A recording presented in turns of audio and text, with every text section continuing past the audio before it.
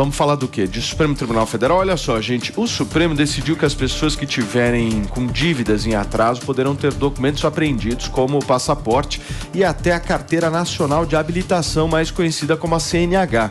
Além disso, essas pessoas podem até serem barradas em concursos públicos. Foi, inclusive, o que definiu o Supremo Tribunal Federal. Eu quero trazer esse tema aqui para vocês para entender se essa decisão, ela agrada vocês. Polêmica, hein? Agrada, polêmica, Adriano? Polêmica.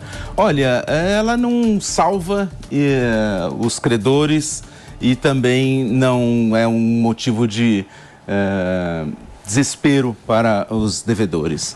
A questão da autorização do Supremo, ele reconhece a possibilidade do juiz. Então, não é uma regra. A possibilidade do juiz restringir. Você que está devendo, não precisa se preocupar com a sua CNH agora. Por quê? Há de se comprovar a proporcionalidade, o que é proporcional à apreensão da sua CNH e do seu passaporte, se a sua dívida não estiver de acordo com as suas condições. Então, se você é aquele devedor que esbanja, aquele devedor que não está nem aí para dívida bancária, dívida com terceiros, se você é aquele credor que realmente usa, né, da ineficiência estatal, da dificuldade de persecução de um crédito para ganhar com isso, comece a se preocupar. Vão comprovar os indícios de riqueza pelas suas redes sociais, pelo seu modus de viver, e a sua CNH, seu passaporte podem ser apreendidos. Sim. Agora, o juiz não tem isto como automático. É necessário o devido processo legal para que o poder geral de cautela do juiz venha a decidir que essa medida coercitiva é razoável no seu processo. O Fê, tem algumas regras, né, que vão ser criadas para essa tomada de decisão. Pois é, Paulinho, olha, mas devem ser criadas regras para essa tomada de decisão. Por exemplo, quem usa a CNH para trabalhar não pode ter o documento apreendido. E essa decisão vem justamente para obrigar as pessoas a pagarem suas dívidas. Muito bem, Piperno, e aí? Do ponto de vista legal, você acha que o Supremo age de acordo? Ô Paulo, eu tenho dúvidas sobre a eficácia disso, eu até queria entender melhor, porque eu acho assim razoável que se você tem uma dívida muito grande, impagável e tal, e por algum motivo você... A3, Piperno. Por algum motivo você prefira, sei lá, o cara vai querer fugir do país porque ele vai ter acesso a algum tipo de recurso fora, então tudo bem. Você prendeu o passaporte até que essa pessoa, de alguma forma, manifeste aí alguma intenção de quitar isso, eu acho que está dentro de um limite, né, mais ou menos razoável. Agora, veja, você, por exemplo, é um apresentador de televisão. Aí você tem uma dívida aparentemente impagável. Não? Eu tenho muitas. Puxa vida, você está falando Paulo, com ele mesmo. Nossa, eu não queria, Paulo, contar em rede nacional, né?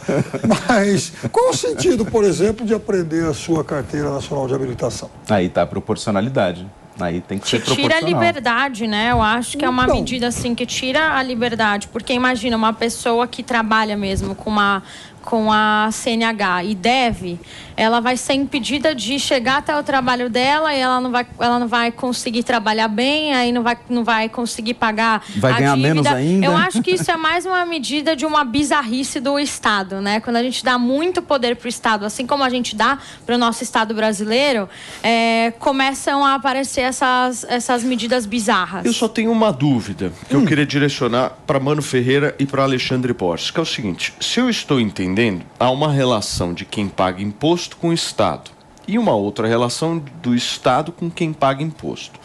Se nós que pagamos impostos, por um acaso, vamos dever ou passar por um processo desses, o Estado está dizendo que a nossa CNH vai ser recolhida. Agora vamos pensar o inverso. Se for o Estado quem deve a nós, de alguma forma. O Estado deve um precatório para minha mãe. Veja só que interessante. Lembra do precatório de 100 Quando anos? o Estado deve pra gente, eles criaram esse terminho chamado precatório. Isso é muito lindo, né? Precatório. Por que não existe o precatório cidadão, Fê, né? é CNH apreendida, passaporte apreendida. Veja a desproporcionalidade, eu acho, pelo menos. É uma desproporcionalidade absurda isso, né? É o Piperno, mano, que fica defendendo essa política de esquerda, dá nisso. Não, e tem governo que diz que defende a liberdade, pega o precatório e joga para frente o pagamento para tentar fechar as contas e dizer que tem responsabilidade fiscal. Ou seja, é realmente um absurdo esse desequilíbrio entre a relação do Estado com o indivíduo, com o pagador de imposto no Brasil. E é justamente essa relação, essa lógica que é a inversão que precisa ser feita, que é justamente tudo que o liberalismo defende há séculos, é que a gente consiga fazer com que, no lugar do Estado ser o soberano e os cidadãos, os pagadores de impostos, serem tratados como súditos, que a gente inverta essa relação, que o centro da existência da sociedade seja o indivíduo, o direito individual de cada um de nós, e que o Estado sirva para nos prestar um serviço de segurança jurídica, de segurança pública, enfim. Esse desequilíbrio, essa assimetria entre a forma como o Estado trata o cidadão e a forma como o cidadão, pode lidar com o arbítrio do Estado é justamente o cerne daquilo que fez o liberalismo emergir como uma filosofia política. Muito bem. Alexandre Borges, para a gente fechar esse assunto. Vamos lá, eu vou concordar de coração aberto com a minha querida Wafa e vou arrumar uma briga de graça com o Mano. Só para começar com a coisa totalmente diferente hoje. Isso é bom, hein? Olha, que mudança. Isso é importante. Eu acho válido. Não tem a plaquinha com coração, Ale.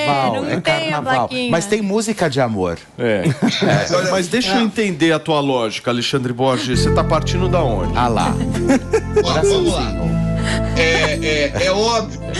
É óbvio que essa medida é um arbítrio do Estado.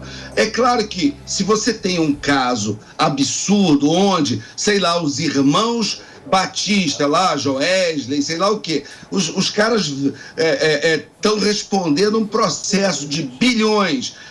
O Estado tem que segurar o passaporte, tem que segurar patrimônio, mas é óbvio, nós estamos vivendo agora aquela situação das lojas americanas, que tem um rombo de mais de 40 bilhões e os 3 donos dela, por não coincidência, são os 3 homens mais ricos do Brasil. Eles que são donos de várias empresas, que agora também a própria Ambev está ligado. Então, eu estou reproduzindo, antes que venha processo, eu estou reproduzindo o que está saindo na imprensa, tá? Estou falando só o que está na imprensa. Então, a justiça, num caso desse específico, a justiça, ela pode ir atrás do patrimônio e de algumas liberdades dos controladores, por exemplo, de algumas empresas, quando fica muito claro que está havendo uma ocultação de patrimônio para que a empresa quebre, mas o sócio continue rico.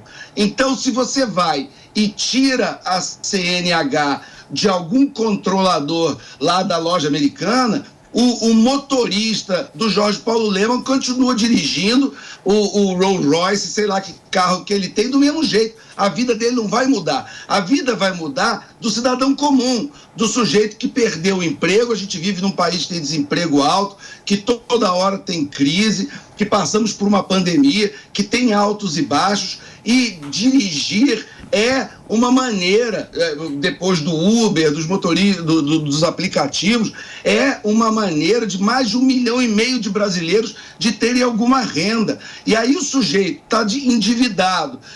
Muitas vezes, vamos lembrar que no Brasil, poucas coisas dão cadeia. Por exemplo, atrasar a pensão alimentícia.